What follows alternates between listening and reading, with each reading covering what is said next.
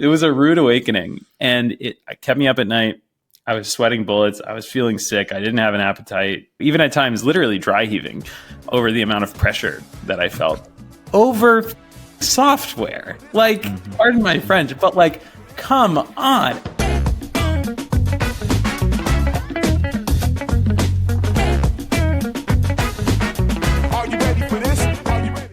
What's up, lifers, and welcome to the Daily Standup with lifetime value, where we're giving you fresh new customer success ideas every single day. I got my man Rob with us. Rob, you want to say hi? When you're here, you're family. And I'm your host. My name is Dillon Young. That's right. It's just the two of us. And Rob, I'm going to take the wheel today. All right? You ready? I have a question. Something that's not bothering me. Something I've been thinking a lot about lately. It's my favorite topic. Not my favorite place, that's Reddit. But my favorite topic is mental health. Don't groan at me, audience members, but I'm interested to hear from you. Maybe it's not personal experience. Maybe it's just the conversations you're having. What are your favorite tips and tricks for maintaining your mental health? And let's keep in mind, this is a very personal topic, so I don't want this to sound like these are recommendations, but rather to get your brain working on how you personally, the audience member, might also work on the most important thing you have, which is your mental state. Tips and tricks on how you do this, Mr. Rob Zambito. You know, that's a good question. It's a really good question. I'm just thinking live about what's helped me in the past. And actually where my mind went back to is the days of Meltdown Rob. Meltdown I haven't heard this one. We have a lot of names for Rob. Tortilla Rob, Framework Rob. Yeah. Meltdown Rob. Those tortillas didn't make it. But yeah. So look, I'm notorious for just taking myself too seriously at times, and it may not come off that way to everybody that I speak with, but anybody who knows me personally knows that, like, I can take things just way too seriously and anchor my whole existence for a period of time on something like my work.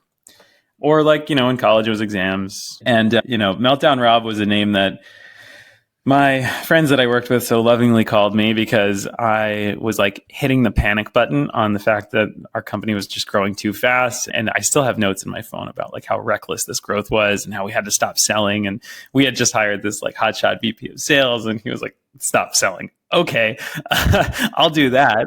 All right. Yeah, exactly. It was a rude awakening, and it kept me up at night. I was sweating bullets. I was feeling sick. I didn't have an appetite. Even at times, literally dry heaving over the amount of pressure that I felt over software. Like, pardon my French, but like, come on. And I say this now in hindsight. I took it way too seriously. I anchored my whole existence around my work, and it was bizarre. It makes sense in hindsight. It makes a lot of sense in hindsight. Here I was struggling to find my identity in my work, which is its own can of worms worth unpacking. But I think one of the things that really helped me is the fact that I worked with friends who gave me a hard time about it and gave me a silly nickname about it, helped me actually study a little bit more around how to not take yourself too seriously at work and how to treat work almost like a game. And I worked with this friend. He just sees life as a game. I went to college with him too. The thing that he always did better than me in school, he just viewed exams as a game. So he didn't take them too seriously. It was like he was just shooting free throws in practice when he took exams. Let me clarify this. Yeah. Treated them as a game, and so he found the joy in it, or treated it as a game like it's not that serious? Good question. A little bit of both, really. But more that it's not that serious. That okay. You imagine a basketball player just, on the court, throwing up shots, just kind of messing around and trying out things they wouldn't necessarily try, giving themselves like the freedom to fail. Freedom. And I think that's really at the core of it is having this freedom to fail. And we don't all have that luxury. I know a lot of us, we really depend so heavily on our jobs, and we feel like we're always on, it's a tough job market too, right? So we're always worried about like, well, what if this thing doesn't work out? What happens? But I also think that if you can find it in yourself to set up sort of the game theory of the work that you're doing, it can be quite liberating at times. I have found this to be a thin line because I think that part of mental health is being honest with yourself. Yeah.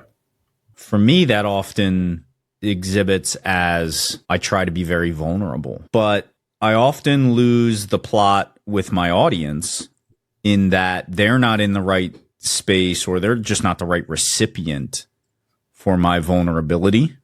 And then it ends up being there's a lot of friction in that conversation. So then I end up going, as our friend Alex Turkovich likes to say, guardrail to guardrail.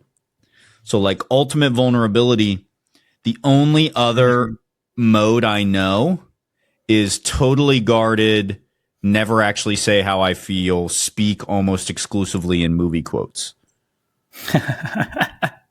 And this is not the path I necessarily expected this conversation to go down. My answer was going to be, I like to work out every day. But I think this is also an interesting angle to view it from. How do you strike that balance? And how do you maintain awareness of when is the right time to practice each one of those extremes that I just gave as an example? Yeah, the extremes being you're overly vulnerable with someone and then or like you're just taking everything so seriously. Like, this is my one life to live. If I'm not spending every second being productive and achieving, I got to get this right, versus like, I'm just going to talk like a Will Ferrell highlight reel. Yeah. Yeah. And those are interesting. I wouldn't even put them on opposite ends of the spectrum. It's more like this big mind map of ways to interact with the world. Okay. It's kind of interesting. What you shared is around situations where it's like your default is to be vulnerable. And serious, right? To your point. Yeah. Yeah. And I think that's noble to lead with that, because I think we've all worked with people who are quite guarded about their work, and it's generally not that comfortable. And now it can be very uncomfortable if people are overly vulnerable as well. But it's interesting. You mentioned like losing the plot, reading the room, and then becoming overly rigid. To me, that still feels like a risk worth taking. Maybe you don't have to react so strongly in the other direction. Maybe there's a middle ground where you find that certain people, certain situations, certain topics are fair game. But it's an interesting one. And I started to think about like how to build a company culture around this as well, around what's acceptable to share and what's encouraged to share. Right. Do you ever think you can actually build that? You can't put that in a document. You know what that makes me think of is just a level of tolerance.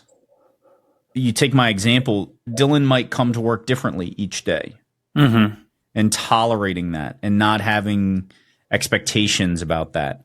But I think for culture in general, it's probably a tolerance around people in general containing multitudes, as Mr. Whitman would say. I'm trying to think about the best example I can think of. I want to give a shout out to a former client of mine, recovery.com, used to be called Rehab Path. And I've told you about them. Their whole mission as a company is to help people with mental health challenges find treatment. And there's specific niches around substance use, but their goal is to be the one single best place in the world and on the internet to find mental health resources for anybody in need. And when you go on site with them, it is so soaked into their culture. I mean, I first day I walked in, I talked to the chief product officer, and he was talking about this thing that he's building, and he was like talking about the cost of the build, what it could bring revenue wise, and then how it would impact the mission. And I was like, oh, that's interesting. I haven't heard someone reference the mission of every little feature that they're building. And it didn't just happen once, it happened all the time. And it came up in the company all hands. They would create space for people to share a lot about their personal selves and bring their whole selves to work. And it was that company where I first said, I feel like here everyone has the freedom to fail. And so what is the magic behind that? Look, there's an extent to which it's documented and codified and written out. And they have a really talented leadership team that reinforces it all the time, along with personal best practices like paid time off, working out, company offsites, stuff like that. It is still a mystery to me, though, because no document in the world is going to really just create that vibe. All right, let's get back to it. Yeah. I already told you my number one tip: exercise every single day, even when I don't want to. Close us out and tell us your number one tip, the biggest impact on your mental health that you add into your routine. Can I agree with you? I mean, yeah, it's fine. I think I've told you I like just a couple of gym bros. But I'm more like, you're more likely to find me ripping it on an elliptical than you are. With your leg warmers? Yeah. That's our time, Rob. Thank you for indulging me. Hey, come back soon. Take it easy. Take it easy.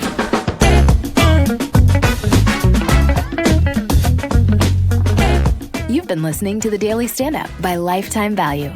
Please note that the views expressed in these conversations are attributed only to those individuals on this recording and do not necessarily reflect the views and opinions of their respective employers. For all general inquiries, please reach out via email to hello@lifetimevaluemedia.com. To learn more about advertising on the Daily Standup and the Lifetime Value Media Network, please reach out via email to advertising@lifetimevaluemedia.com. Find us on YouTube at Lifetime Value and find us on the socials at Lifetime Value Media. Until next time.